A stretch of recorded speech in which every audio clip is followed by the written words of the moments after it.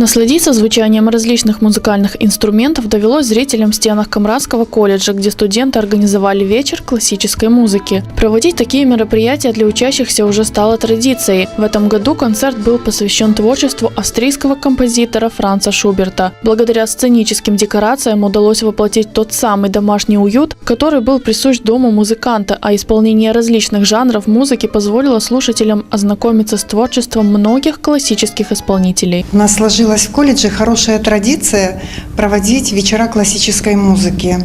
И сегодня мы проводим праздник, посвященный творчеству Шуберта.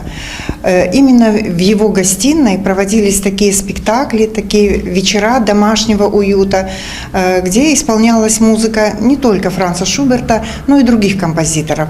Поэтому в нашу программу мы включили произведения и вокального жанра, инструментальные, и коллективы, и камерный ансамбль участвуют. По словам молодых музыкантов, через исполнение классической музыки они раскрывают свой внутренний мир. Насколько различны музыкальные жанры, настолько отличаются и их предпочтения. А упорная репетиция и подготовка к выступлениям, по мнению студентов, способствуют развитию их творческих способностей. Студенты Камрадского колледжа подготовили очень интересную и познавательную программу. Мы надеемся, что этот вечер пройдет очень интересно. Для меня более близок джаз, потому что это такое веселое произведение. Мне больше нравится веселый, нежели грустные. Это позволяет нам развивать свои способности, тоже тренировать сценическое выступление. Мне нравится и удается исполнять композиции романтиков больше,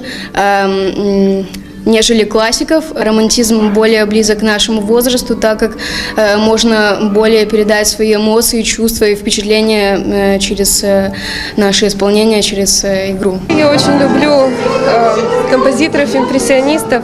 Я играла когда-то Эдварда Грига, и сейчас Клода Дебюсси. Я очень люблю этих композиторов, потому что я могу выразить вполне свои эмоции в этих произведениях. И очень люблю такие вечера, потому что они развивают и они вдохновляют. Как говорят, хорошая музыка, она исцеляет душу. Классическая музыка вечна, она всегда вдохновляла и помогала почувствовать сильнейшие душевные эмоции. Благодаря таким вечерам можно окунуться в ушедшую эпоху и пережить все те переживания, которые испытывали композиторы, создавая свои бессмертные шедевры.